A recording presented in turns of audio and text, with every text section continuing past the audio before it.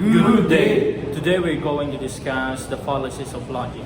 So first, we're going to discuss the argumentum ad hominem. The second is argumentum ad populum. And the third is argumentum ad verecundiam. And the fourth is argumentum ad misericordiam. And fifth is argumentum ad baculum. And lastly, argumentum ad ignorantiam. So first, what is logical fallacies? It is studying by fallacies that we know how to distinguish correct from incorrect reason, enable ourselves to think critically, open ourselves to the truth, or free ourselves from the manipulation of those skilled in the art of repetitio. So good day, and let's move on to our next topic. Is all about argumentum ad populum, or the argument of the people. It is a logical mistake where someone claims something is true or right just because many people believe it. Instead of using the facts or good reasons, it is rely on popularity to convince others. So what it is? This type of argument assumes that a lot of many people think something is true, it must be true. But just because something is popular doesn't mean it's correct. Often many people can believe something without real proof, or just because it is trending or widely accepted. So, for example, fashion trends. Everybody is wearing a nice shoes or a Zamba or Nike, so that they must be the best style to wear. So here's the argument suggests that because many people are wearing a certain type of shoe, it must be the best shoes without considering individual state or comfort. Popularity is used to justify the style rather than the actual reasons. So that would be all. Moving on the argumentum ad verecundiam. So verecundiam can be literally translated as feeling of shame, hence it is appropriately known as appeal of modesty. Some writers give it another name, appeal to inappropriate or unqualified authority or misuse authority. So one of the examples is stated in the book, which is the warrantless arrest of former Senator Gregorio Hozan, one of the allied leaders of the field coup attempt against the Arroyo administration is legal because Cardinal Rosales said so. So this is one of the example of verecundiam. Why?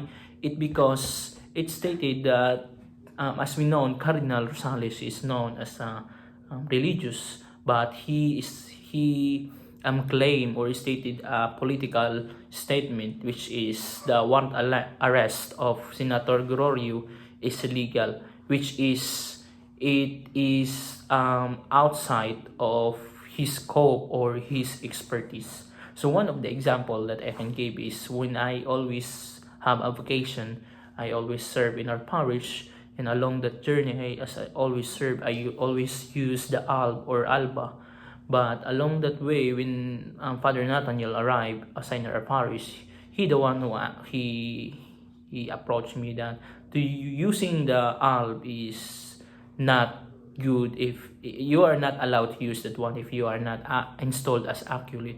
So I feel ashamed because every time that my companions or other survey ask me if it is okay to use alb, and I say always yes because I'm a seminarian. So in that moment I feel ashamed because it's not good, or my opinion is wrong. So one of the fallacies is the argumentum ad misericordiam. So what really is it? The word pity, mercy, and misery is the equivalent term, or the English equivalent term of the Latin word misericordes. So thus, this argument or the fallacies is also known appeal to pity.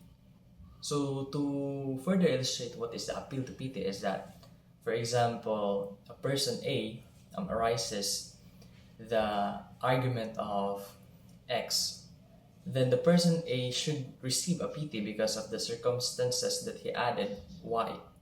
So basically the Y is very irrelevant to X. So therefore, the X is either true or good. For example, when I was upper college, I when I confessed that I had a violation of the formation, and I was able to be sent out anytime, and thus I make some amendments that I should have some time to form myself and able to continue in the formation, and in conclusion that I am here and able to find myself, and that's what appeal to pity is. Argumentum ad baculum. Argument to fear of force. So what is it? This is a logical fallacy that also known as appeal to stick. Of course, when someone uses a threat of force, intimidation, and coercion to persuade others to accept a conclusion.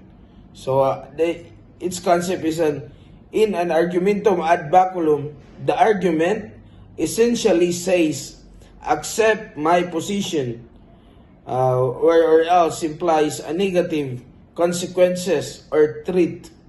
This is a fallacy because it relies on power of or fear, not reason to make a choice. So example, if you don't agree that our company's product is the best, you will lose your job. And taking for my personal example, if you do not follow the seminary rules, you will be in regency situation. That's all. Argumentum ad ignorantiam. Argument to ignorance. What is it? This belief of freedom exists without responsibilities is called into questions by the dilemma of responsibility that comes with the existence of free choice. This fallacy has two main forms. First form is claiming something is true because it has not been proven false.